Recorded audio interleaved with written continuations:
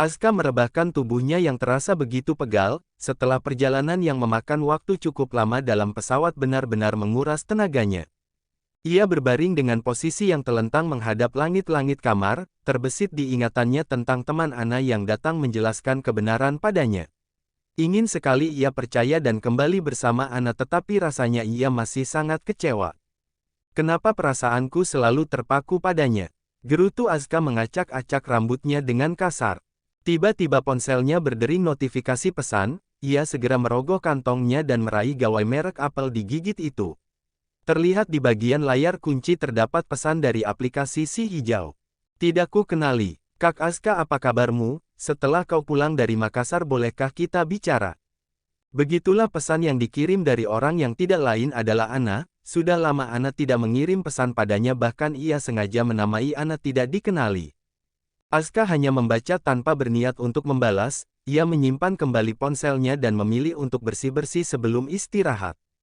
Kenapa tiba-tiba mengirimiku pesan lagi? Haruskah aku memblokir nomornya? Gumam Aska menghela nafas berat. Aska memilih untuk tidak mempedulikan perihal Ana, ia harus fokus pada pekerjaan dan juga masa depannya. Entah menikah ataupun tidak, ia merasa tak masalah. Setelah hampir 30 menit menghabiskan waktu di dalam kamar mandi, Aska keluar dengan hanya menggunakan lilitan handuk. Ia menggosok kepalanya dengan handuk lain seraya berjalan ke cermin yang ada di sana guna melihat wajahnya sendiri. Aska, kau tampan sekali, entah rasa percaya diri dari mana hingga Aska memilikinya dengan begitu tinggi. Benarkah? Suara seseorang membuat Aska menoleh ke belakang, ia terkejut bukan main mendapati seorang gadis tengah duduk di ranjang miliknya. Kau, sedang apa kau di sini? Tanya Aska menunjuk gadis yang terlihat tersenyum manis padanya. Menemanimu, apalagi? Jawabnya seraya mendekati Aska. Ana, kau jangan macam-macam. Pergi dari sini, lagi pula bagaimana bisa kau sampai ke sini? Tanya Aska seraya terus berjalan mundur. Itu tidak penting, sayang. Jawab Ana seraya merangkul leher Aska dengan mesra. Wajah Ana mendekati wajahnya, Aska benar-benar ketakutan sampai akhirnya ia berteriak sekencang mungkin, berharap ada dewa penolong yang datang padanya. Ag, teriak Aska terbangun dari tidurnya, ia bermimpi bersama Ana. Apa aku sudah gila memimpikannya gadis itu? Bagaimana bisa aku sampai tertidur di sini? Gumam Aska memukul air yang terisi sampai batas dadanya. Asteris. Malam harinya, Harun mengajak Aska untuk makan malam bersama di sana. Mereka memesan makanan masing-masing dan tinggal menunggu pesanan mereka datang. Ada apa? Kenapa wajahmu pucat begitu? Tanya Harun melihat wajah Aska yang pucat pasih. Tidak, Tuan. Saya hanya kelelahan sepertinya. Jawab Aska berbohong, padahal dirinya sedang memikirkan soal mimpinya bersama Ana tadi. Aku ingin bertanya soal Ana padamu, ucap Harun membuat Aska menatapnya dengan tatapan terkejut. Maksud Anda, Tuan? Tanya Aska tidak mengerti atau lebih tepatnya pura-pura. Apa kau ada hubungan dengan Ana? Tanya Harun serius. Kami tidak ada hubungan apapun, Tuan. Jawab Aska mengelak, meski bibirnya mengatakan tidak ada apa-apa tetapi matanya menyiratkan banyak harapan. Kau yakin? Cerita saja padaku, anggap aku sebagai temanmu bukan atasanmu. Cetus Harun menatap Aska sungguh-sungguh. Aska tampak terdiam, haruskah dirinya mengatakan segalanya pada Harun? Mengatakan hubungannya bersama Ana yang sudah tak memiliki harapan lagi. Saya yakin, Tuan. Jawab Aska berusaha menatap Harun meski sulit karena tatapan Harun jauh lebih tajam darinya. Harun menghela nafas, sepertinya Sandra benar jika mereka sama-sama butuh waktu untuk bercerita. Baiklah, aku hanya berpikir kalian berteman atau memiliki hubungan yang lebih serius. Balas Harun mengangguk kecil. Sementara di lain tempat, Ana kalang kabut karena pesannya tak kunjung dibalas oleh Aska. Sedangkan Sandra hanya menjadi penonton dan asik memainkan es krim strawberry kesukaannya. Kakak, bagaimana ini? Kenapa Kak Aska tidak mau membalas pesanku? Ucap Ana gusar. Ana, duduklah. Biar aku kasih tahu tipsnya, pinta Sandra menepuk sofa di sebelahnya. Ana duduk di sebelah Sandra, wanita hamil itu tampak menghela nafas setelah meletakkan cup es krim yang sedang ia nikmati. Kau ingat sikap kakakmu kepadaku dulu seperti apa? Tanya Sandra menatap Ana dengan serius. Sikap kakak, dia dulu sangat dingin dan cuek padamu. Bahkan sampai berniat untuk meninggalkanmu. Jawab Ana mengingat masa-masa awal pernikahan Sandra dan Harun. Lalu apa yang aku lakukan hingga sikapnya itu kini berubah? Tanya Sandra lagi. Berjuang untuk mendapatkan cintanya, jawab Ana membuat Sandra tersenyum. Tepat sekali, sama sepertiku yang berjuang untuk cinta suamiku, kau juga harus seperti itu demi cintamu, Aska. Buktikan padanya jika kau benar-benar mencintainya dan tidak pernah berkhianat. Tukas Sandra mengusap tangan Ana dengan lembut. Berikan dia perhatian layaknya seorang teman, jangan anggap dia sebagai kekasih, tetapi anggaplah dia sebagai temanmu lebih dulu. Aku yakin seiring berjalannya waktu dia akan menyadarinya jika kalian memang saling mencintai. Lanjut Sandra yang didengarkan dengan seksama oleh Ana. Lalu bagaimana jika dia menolakku, Kak? Maksudku dia saja tidak pernah mau melihat wajahku dan bagaimana bisa aku menjadi temannya ketika kami sama-sama sedang bermasalah. Cetus Ana masih belum mengerti penjelasan Sandra. Kakakmu dulu bersikap lebih parah dari Aska, lihat bagaimana perjuanganku kan. Di dalam hubungan kalian tidak ada orang ketiga dan jangan sampai ada, sementara aku harus melawan keegoisan dan keras kepala Harun serta wanita yang terus saja menggoda suamiku. Pungkas Sandra dengan pelan.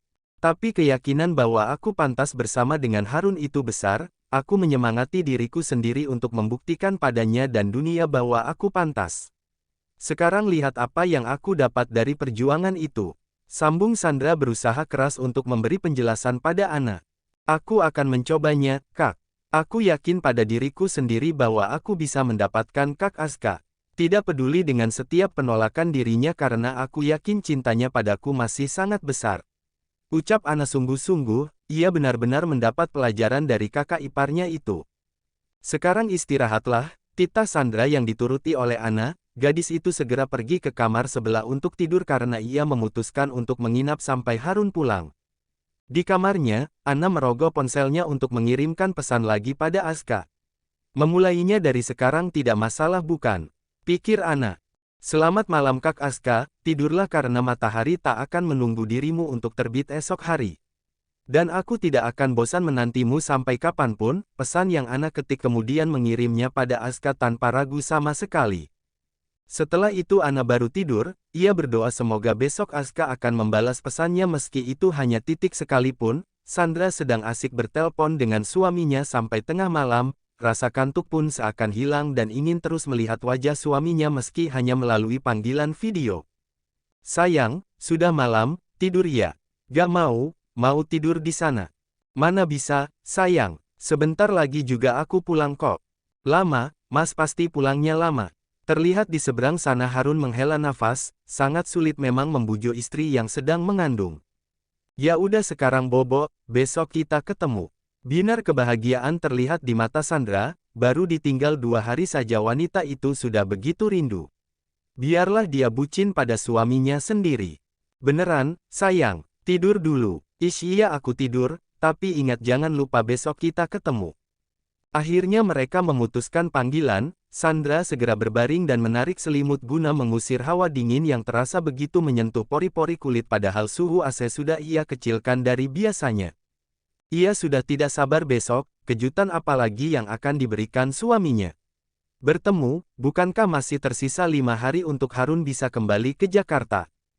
Tenang, nak. Besok kita ketemu papa, kamu sudah kangen ya, celoteh Sandra sambil memegangi perutnya.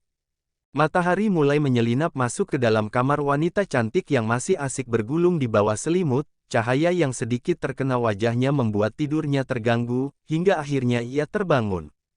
Ya ampun ini sudah pagi, gumam Sandra melirik jam di meja nakas. Pintu kamar diketuk, Sandra mempersilahkan masuk di mana ternyata Ana lah yang mengetuk pintu kamarnya. Selamat pagi, Kak. Apa kau tidak tidur semalam? Tanya Ana melihat Sandra yang terlihat begitu mengantuk.